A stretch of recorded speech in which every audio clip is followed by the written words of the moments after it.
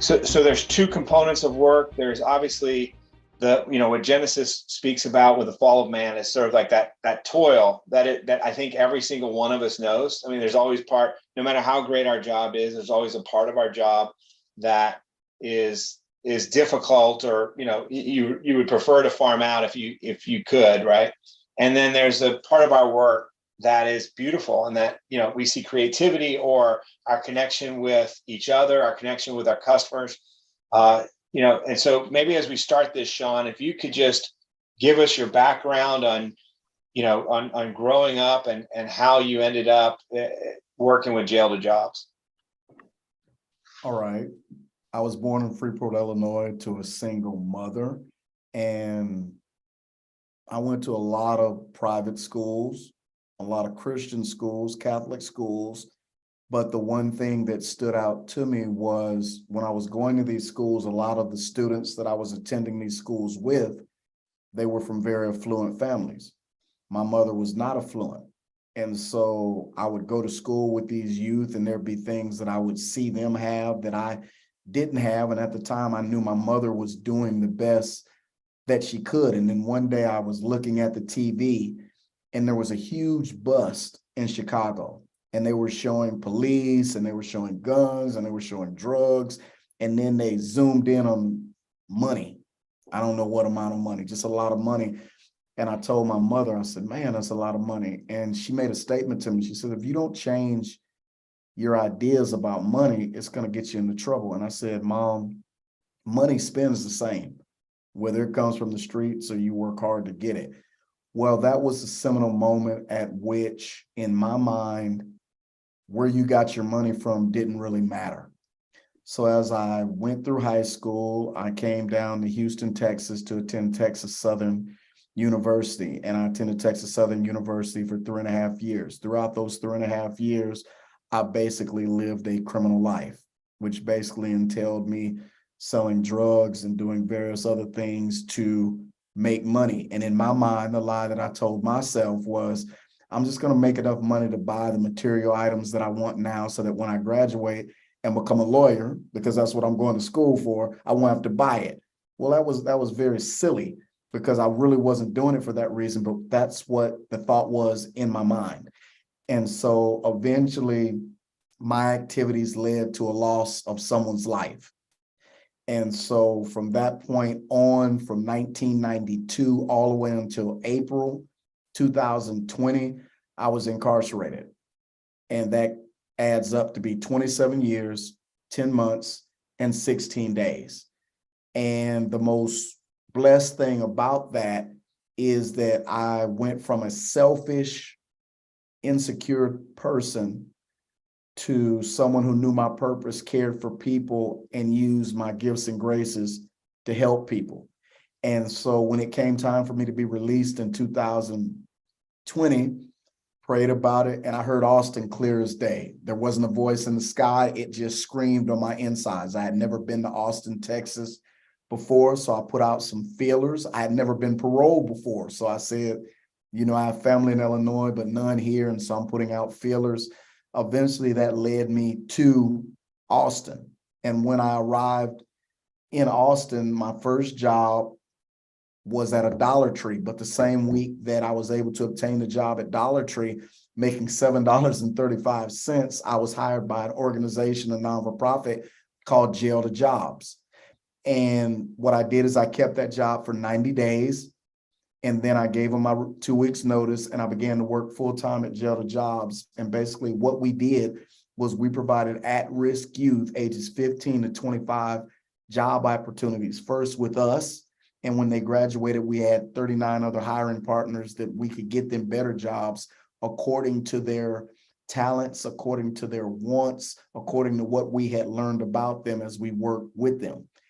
As of today, because I haven't spoken to you in a few weeks, I now work for a different organization, stopping the violence and the pipeline from Austin, Texas, lower income neighborhoods to prison. And so I'm a community coordinator at Life and New, and basically I go in, become friends with community members, activists, other people, and just basically ask them, how can I help you get an equitable solution? And lately that's looked like stopping the violence. People who are violent in nature and performing violent acts, people who have been affected by violence, and people re-entering society. So as of today, just like before this interview, you were kind enough to reschedule it. I was at a jail, basically telling people, when you get out, here's my phone number, call me if I can help. And if you got some internal things going on where you know you're quite aggressive, just understand, based off of my background and based off of my passion for my job, I can help you in some way. And that's just a little bit about me. Very good. And so some of the questions, we provide some questions. We'd love to hear both from your personal experience, kind of as you're reflecting on, we were talking briefly about the economics of drug dealing, right? And then you started talk a little bit about the economics, how lucrative drug dealing on the streets is. Well, simply put, I would say I had a bright idea one day on campus. I told a friend of mine, I said, man, let's put our money together and let's start selling drugs. And he had never sold drugs. I never sold drugs. And we decided to sell weed.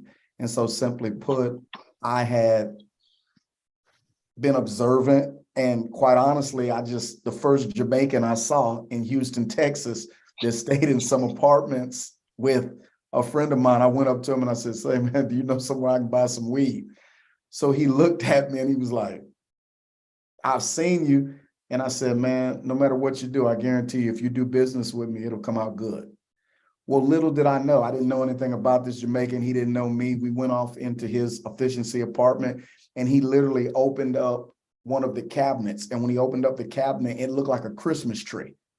Now, I have no point of reference. I don't take drugs. I'm not around people. But literally the whole cabinet, all of the cabinets were filled. So he pulled it down and he cut it like you would cut off a tree limb, and he put it down and he said, where are your bags? I said, I don't have any bags. I don't have anything. He said, well, how much weed are you trying to buy? I said, man, we put our money together, man. We've got like $87. He looked. I said, I guarantee you, if you help me, it'll go well for you. He cut it up. He put it in a bag. I left. About 3 weeks after that, I told my friend, I said, this is going too slow. And so I told my other friend from California, I said, the next time that you meet a young lady who's from the projects, introduce me to her. Because, we draw different people in our lives. And a lot of the women he liked to mess with, they basically lived in the projects. And so what happened, we were at a gas station. He introduces me to her. And I basically tell her, would you like to make some money? And she was like, how is that? And I said, would you like to sell some weed? So I've got the weed thing going on campus. It's going slow because people smoke weed slow. This is back in like 1989. So they're smoking too slow. We started sending the weed up to a college in Fort Worth, which was an all-girls college. I'm selling this weed in apartment complexes in Houston. It's still going too slow. So suddenly one day she says, hey, would you like to switch to cocaine? And I said, well, do you know somebody? And so the credibility that she had with the individuals that she lived around, I instantaneously got that credibility from just being involved with her. Needless to say, 2 months from me having met her, started selling weed and then started selling cocaine, I was able to purchase a foreign car. From there, I know what types of drugs. But as I said, most people sell drugs because they see the power that it brings. They see the possessions that they can have. And ultimately, that's a trap. That's a trap that I fell in, and that's a trap that I understand clearly. And that's why I try to help people, not by pointing fingers, but just trying to let them understand what's behind you wanting all the money. What I didn't understand, I thought what I wanted was money. That's not really what I wanted. What I wanted was to find my significance. And I thought things gave me significance and worth. Yeah, I want to dive into that a little bit, and then it kind of opens up to our questions, right? So I can imagine, in my imagination of the narrative that I've heard, right? You grow up and you're in private school, so you kind of, some of your friends are, upper crust, if you will, and then you're in a university, right? A well-respected university, and you're probably coming across some people who did move on to become lawyers and doctors that were in the school with you. and your dream was to become a lawyer, right? And then you start dealing and almost practically instant success. Really, when you tell that story, it's like you've got a foreign car in a very short period of time, right? Now you're incarcerated. A lot of time to think about it. You come out and you're in Dollar Tree making $7 an hour. You know, I like to hear a little bit about that. What keeps you? I mean, there has to be some period of your life, not only in the incarceration, but when you're starting out, where you know your worth and you know that $7 an hour is not going to be able to cover your needs. You know, walk me through that a little bit. And just expanding to the question, how do you convince someone to take the $7 an hour job instead of selling drugs? Because so are you asking me how I would, or are you asking me what convinced me to? Both, I guess. Okay, so for me, my perspective changed. I came to understand as I matured that where I start is not necessarily where I have to finish. My passion, which are my motivations, they changed, where it was all about me, what I can get, who I can get, what people think about me, to how can I help you? And finally, my purpose. I realized my purpose right before I was released. Once again, I was praying and God let me know in my heart that I'm not releasing you for your freedom. I'm releasing you for your purpose. And so that was the spiritual aspect. The natural aspect was the fact that I've done 27 years, 10 months, 16 days. I was convicted of the offense of murder. So most people are going to tell me that I'm looking to be a statistic to return. So I was willing to take any job to demonstrate to parole that I would not return. One thing that I tell different individuals, if I was trying to get them to take a job at Dollar Tree rather than selling drugs, my first statement would be, how do you feel about selling drugs? And I'm not talking about what you tell everyone else. I'm telling you from having sold drugs, the more money that you acquire, the more distrust that you have. The more distrust that you have, it puts you in a box. It puts you behind a wall on the inside where you might look good on the outside. You might be smiling, but deep on the inside, I'm not telling you about you, but I'm telling you about me. I'm telling you about the friends that I've had. All of us at some point or another acknowledge, man, I'm feeling miserable because I got stuff. So I don't know who's trying to meet me for me. I don't know who's trying to meet me for stuff. And so I'm asking you, if there's a problem on the inside, I'm telling you that this Dollar Tree job, it may not pay what you want. Matter of fact, it can't even help you keep what you have. But I'm telling you, within 5 to 10 years, what you really want, which is peace and happiness, you can achieve that. That would be my sale to someone who is selling drugs, because I run into it now. You have a lot of youth who, I don't want to work. I can make something in 30 minutes or an hour, and you're telling me I need to work an 8-hour job. And what I always tell them, I tell them, what about your character? And I said, I'm going to speak for me. Character is being able to be honest. There were people in my life that I actually loved and respected, but when I became a criminal and I started doing criminal things, that just overflowed into my other parts of my life. And so depending on who I'm speaking about, I'm trying to let them know you cannot compartmentalize one part of your life from another. Sooner or later, there's going to be a mixture. And what I'm always trusting in, the fact that I having been there, having done that, I want to talk about the stuff that you won't say. I want to talk about, why do you need material things to define who you are? And once we begin to have conversations like that, that's when they're more open to listen to some solutions that I found to be true. Yeah, and maybe to kind of expand on that question too. So you can imagine, I mean, there's a reality at $7 or $10. Like you said, you're going to get out of Dollar Tree and you're hoping that you can afford the stuff in Dollar Tree to bring back to an apartment that probably costs more than a 40-hour job if you were lucky enough to have one at that rate, right? A lot of times, whenever we're speaking about doing right, whether that's according to the laws, criminal laws, laws, or we're talking about morality, we always want to go to the extreme to justify behavior. Meaning, when I talk to somebody about becoming a criminal, when I'm talking to people about working for me back when I was a drug dealer, I don't go to the extreme to convince them to become a drug dealer. And so I don't believe that I have to go to the extreme to convince a drug dealer to do right.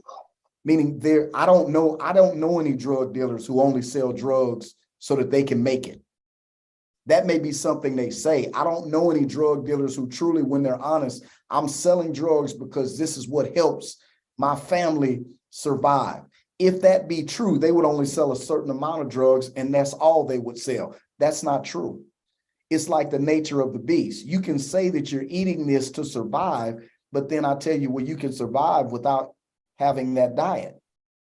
And so this is just a communication. You know, it's not me trying to convince people, because to try to convince people, I don't believe I can personally change anyone.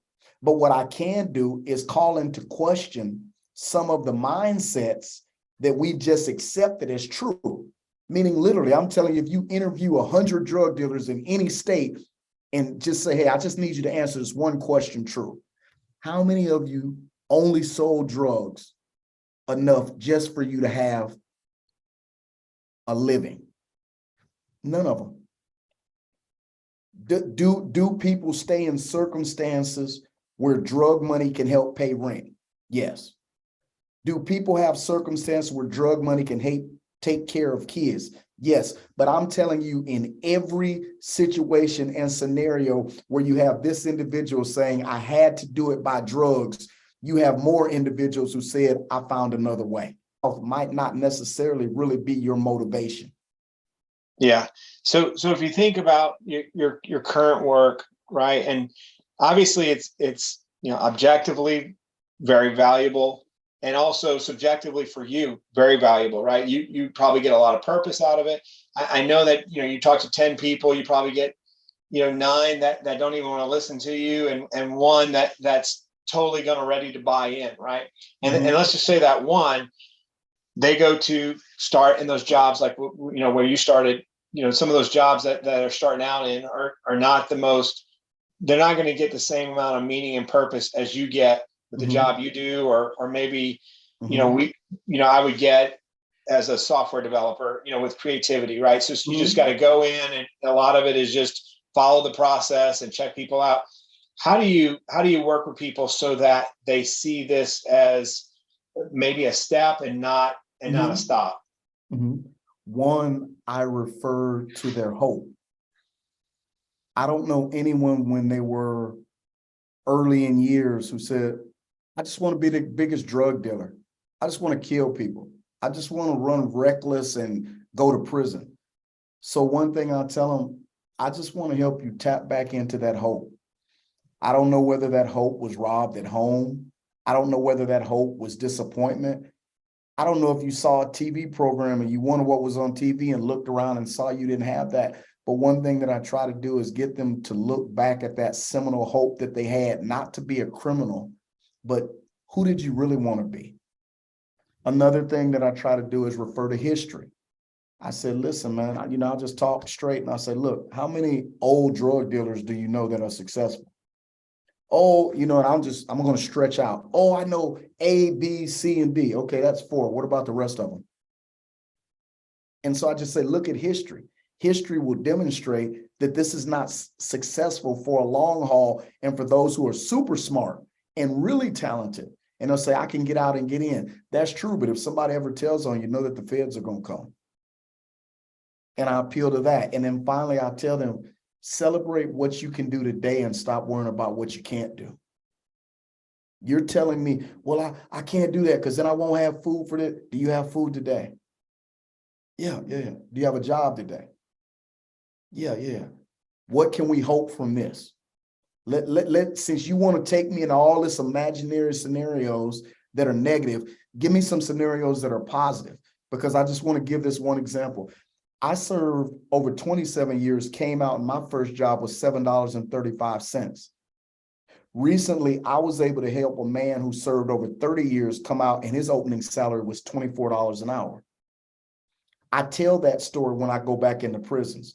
I tell people, you don't have to. I'm not telling you that you'll be the $7.35 person, but I'm also not telling you you'll be the $24 person. But what I am telling you is there are some principles. There are some things you can put in place, such as disciplines, such as some character improvement, like humility, where there was pride, that will put you in a position to get to a place you've never been, which is a life where you're not looking over your shoulder. that you can see better ahead and that you can enjoy now. And there's probably a lot of people that maybe this is either a new message. I mean, obviously with an increased credibility just coming from you and your experience, but maybe it's also a different way, a different perspective that they've ever heard in terms of understanding where they are, creating these sort of positive scenarios, not just kind of, relying on these negative scenarios. Maybe share a little bit on why you think that is, that perspective, which seems to be so important for someone's strength and growth, why that's not a more broadly accepted perspective, especially with the people that you work with. One, I don't want to make it a racial conversation, but I'll say this. I believe that different systems that are in place facilitate mindsets of inferiority or superiority. And I'll give you an example. Let me ask one of you. How do you know when you go into an American city, you've entered the ghetto?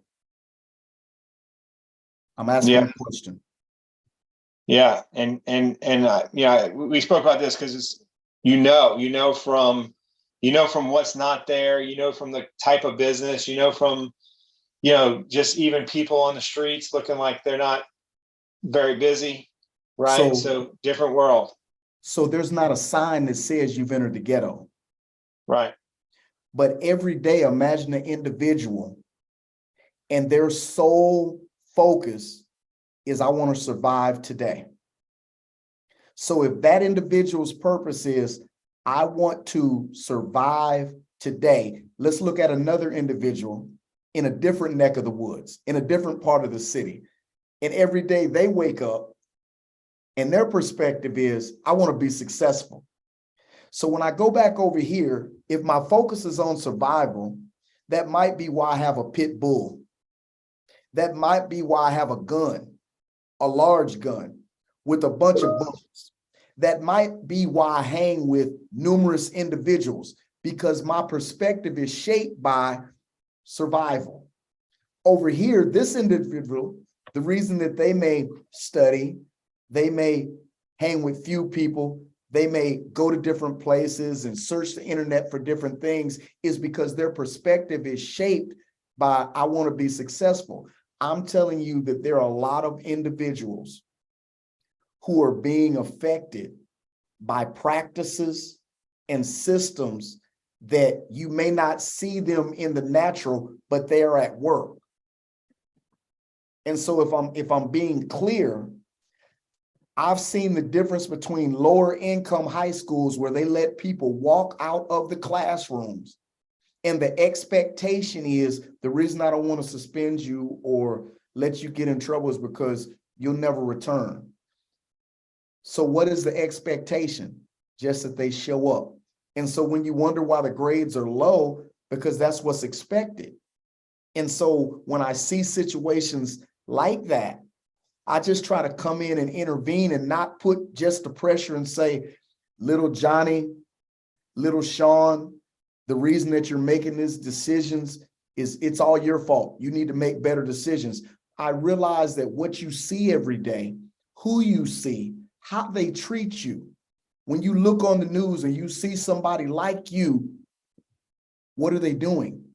All of that affects an individual. And I'll close it off by saying recently I found out that the feeds that America gets on Facebook, they're not the feeds that China gets on Facebook. In China, their Facebook and their social media, they're celebrating people who do good things. We're in America. When we look at our Facebook pages, Instagram pages, TikTok, all that other stuff, what's celebrated? Buffoonery, sex, and money. The people who put these things in place, it's just not one person's decision. It's a systematic decision.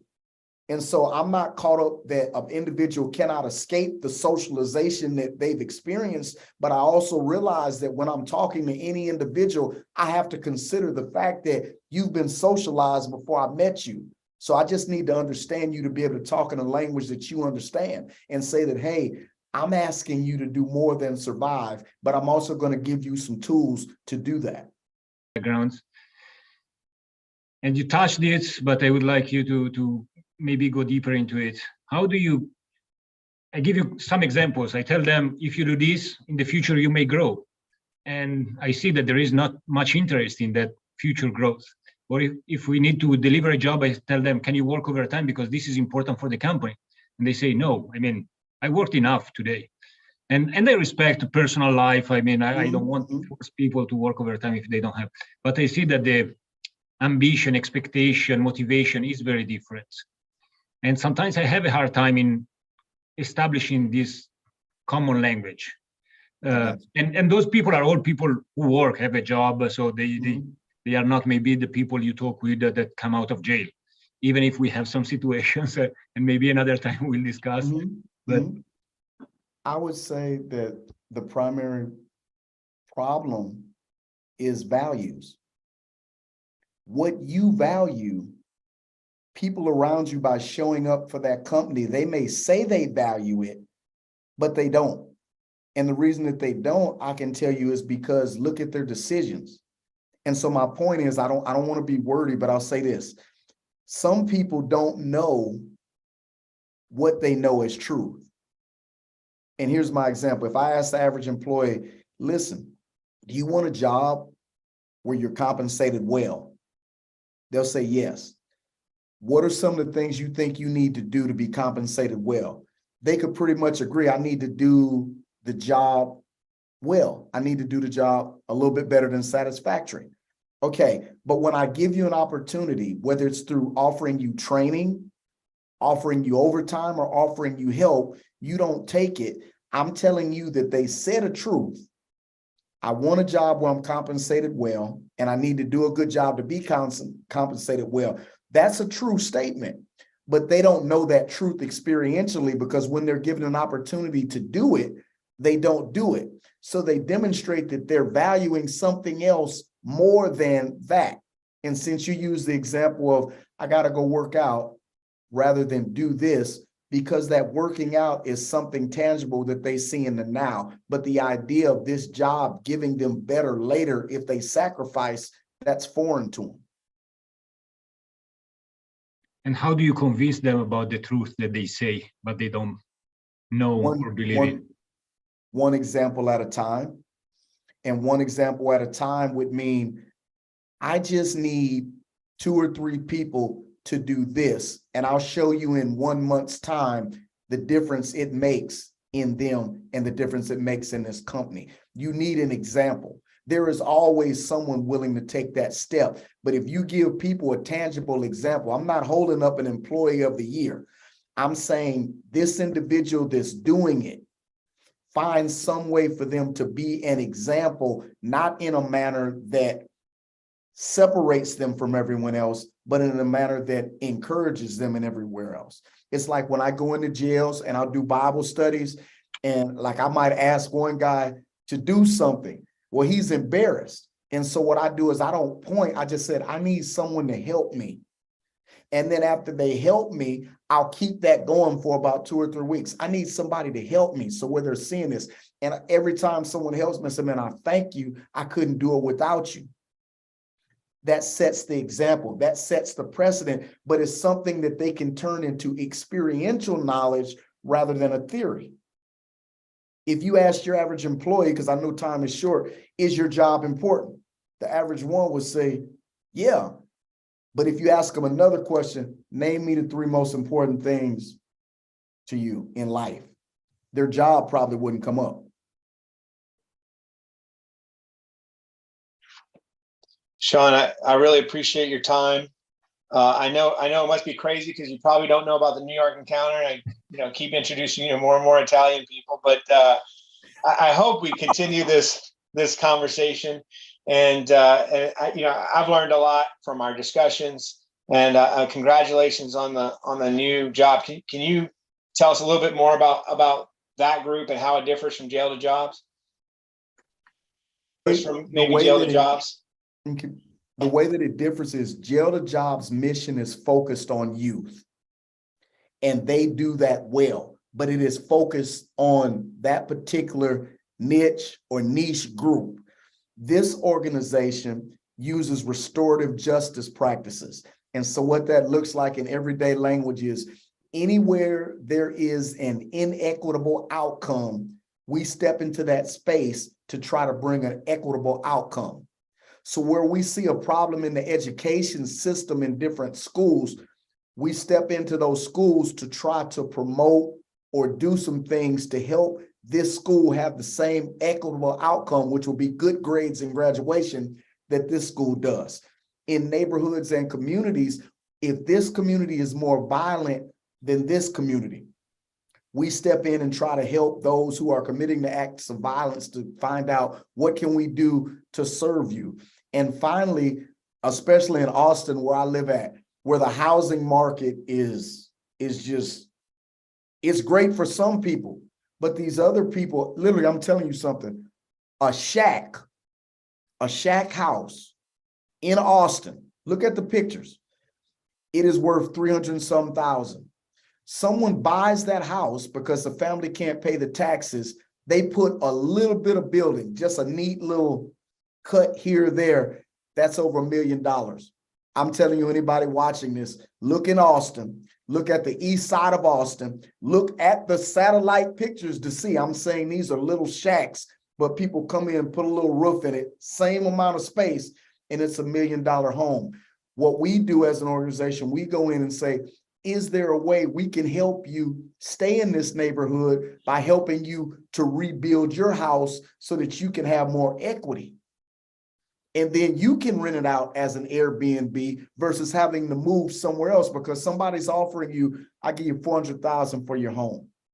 Somebody who's never seen $400,000, who's struggling, they're going to take it, but they don't realize a cut here, a cut there, that's over $1 million.